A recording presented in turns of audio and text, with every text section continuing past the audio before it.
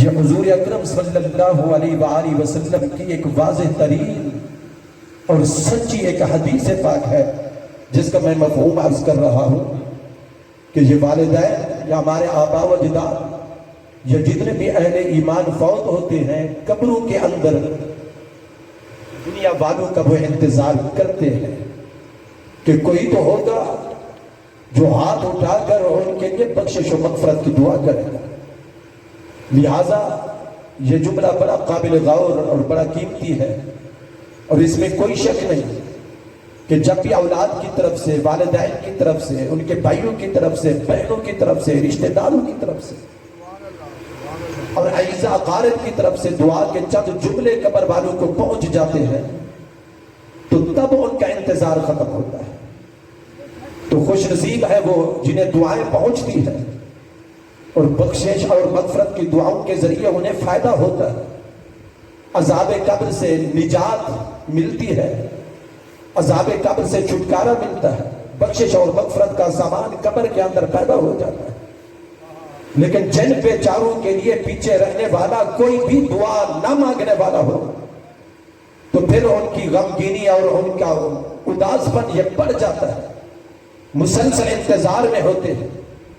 اور پھر وہ اس کشمکش کے اندر مبتلا ہوتے ہیں، انتظار کرتے ہیں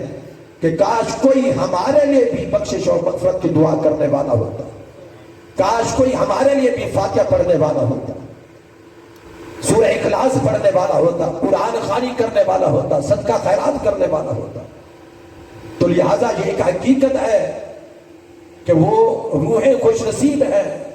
جن کے لیے ایصال ثواب کا اہتمام ہوتا ہے،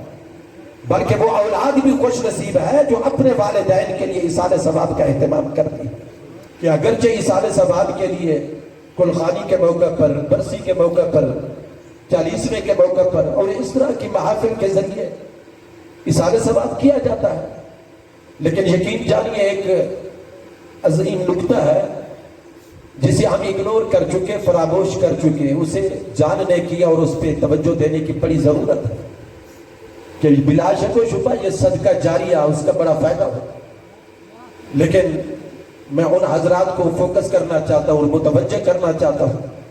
اس ینگ جنریشن کو، نوجوان نسل کو جن کے والدین فوت ہو چکے، پردہ کر چکے۔ یقین جانیے سب سے بڑا صدقہ جاریہ کون سا ہے جس کا مسلسل ثواب قبر والوں کو قبروں کے اندر پہنچتا ہے؟ سب سے بڑا صدقہ جاریہ۔ تو صدقہ جاریہ کی بڑی قسمیں ہیں۔ آپ نے مدارس کا قیام کیا، آپ نے مساجد بنوائی اور مساجد پہ خرچ کیا، مدارس پہ خرچ کیا، اپنے علاقہ کے اندر آپ نے غریبوں کو دیکھا،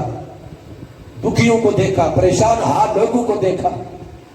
غربت، مہنگائی، بے روزگاری کے اندر پھنسے ہوئے اس مظلوم طبقہ کو دیکھا، پھر ان کا احساس کیا اور کچھ ان کے لیے خرچ کیا۔ تو یقیناً یہ آج کے دور کی بہت بڑی ضرورت ہے،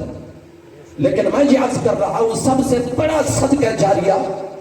وہ کیا ہے کہ وہ خود اولاد جو پیچھے رہ گئی ہے دنیا کے اندر، اگر وہ خود نیک بن جائے،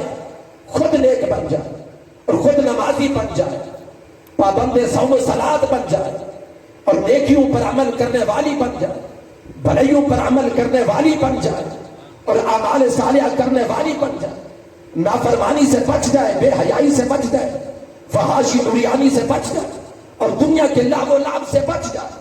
اور دنیا کے نشے کے اندر مست ہونے کی بجائے اللہ رب العزت کی طرف اپنا رجوع کر لے، اس کے محبوب صلی اللہ علیہ وسلم کی طرف اپنا رجوع کر لے اور وہ جو نیکی کا راستہ ہے اس پر گامزن ہو جائے، رب کی عزت و جلالت کی قسم اس کے والدین کے لیے ایسے پڑھ کر کوئی بھی صدقہ جاریہ نہیں ہے۔ جب بھی اولاد اپنے گھر کے اندر مصلی بچھا کر نماز کے اندر، عبادت کے اندر، قرآن کی تلاوت کے اندر مصروف ہو جاتی ہے، رب کی عزت و جلالت کی قسم جتنا ثواب خود اس عمل کرنے والوں کو ملتا ہے، قیامت تک اس کے والدین کو بھی ثواب ملتا رہتا ہے۔ اس نقطے کو سمجھنے کی بڑی ضرورت ہے آج کے دور میں۔ آپ سمجھ گئے ہوں گے کہ ہم بڑی بڑی خیرات کا اہتمام کرتے ہیں، کلخانی کے موقع پر، 40ویں کے موقع پر، برسی کے موقع پر، اور اس کے علاوہ جب بھی بس چلے اور کوئی فون کر سکے تو وہ شخص لازماً ضرور چاہتا ہے میں کسی کی نیت پہ تو شک نہیں کرتا، خلوص نیت سے ہی وہ کرتا ہوگا اتنا بڑا اہتمام. لیکن ہم لوگ اور اگر کسی محفل کے اندر جاتے ہیں تو اسی مطمع نظر کے پیش نظر کہ لنگر پکا ہوگا اور بڑا اہتمام ہوگا اور خیرات کا عظیم اور وسیع ایک اہتمام اور انتظام ہوگا، ہم جائیں گے اس کے اندر شریک ہو جائیں گے. رب کی عزت و جلالت کی قسم اگر یہ نیت کرنے والے کی ہے تو فضول ہے، اگر پہنچنے والے اور شریک ہونے کے والی ہے تو وہ بھی فضول ہے. حقیقت کے اندر ثواب اس بات کا ہے کہ دل کے اندر خلوص پیدا کر کے، محبت پیدا کر کے، اپنے گھر کے اندر بھی اگر مصلی بچھا کر ہم عبادت شروع کر دیں، نماز روزہ کی پابندی شروع کر دیں، رب کی عزت و جلالت کی قسم نہ اس کے ثواب میں کوئی کمی آئے گی اور نہ ہی ان مرنے والے والدین کے ثواب کے اندر کوئی کمی آئے گی. نعرہ تکبیر، نعرہ رسالت، نعرہ خلافت. یہ محفلیں، حیدری، یہ اجتماعیت کا ایک ذریعہ ہے. لوگ پہنچ جاتے ہیں، ایسی محافل کے اندر جمع ہو جاتے ہیں اور پھر ایک دوسرے کے دکھ درد کے اندر شریک ہو جاتے ہیں. اس میں ایک مساوات کا سبق بھی ملتا ہے، برابری کا سبق بھی ملتا ہے اور ایک دوسرے کی جان پہچان بھی ہوتی ہے. ایک دوسرے سے اخلاقیات کا بھی ایک تبادلہ خیال وہ ہوتا ہے. لوگ ملتے جلتے ہیں، ایک دوسرے کے دکھ سکھ کے اندر شریک ہوتے ہیں. لازماً یہ اخلاقی طور پر اس محفل کا بھی اور ایسے اجتماع کا بھی ایک فائدہ ہے. یہ بھی فائدے سے ہرگز خالی نہیں. اور پھر دوسرا فائدہ اس کا یہ بھی ہے کہ یہ سارے ایک جیسے نہیں ہوتے. کوئی اللہ رب العزت کے ایسے نیکوکار، متقی، پرہیزگار اور مستجاب الدعوات اللہ رب العزت جنہیں خود ہی جانتا ہے. ہم تو شکل صورت کو دیکھ کر اندازے کرتے ہیں، لیکن رب جانتا ہے کہ حقیقت کے اندر تقویٰ اور خوف خدا کس دل کے اندر موجود ہے. لہٰذا اس طرح کے کوئی اشخاص اور جب ہم کوئی دعا مانگے اور اس مجمع میں جہاں سینکڑوں کا ہزاروں کا اجتماع ہوتا ہے، کوئی تو اللہ رب العزت کا ایسا مقبول شخص ہوتا ہے موجود کہ جس کی دعا کے صدقے سے یا جس کی آمین کہنے کے صدقے سے اللہ رب العزت ان سب کے بیڑے پار کر دیتا ہے.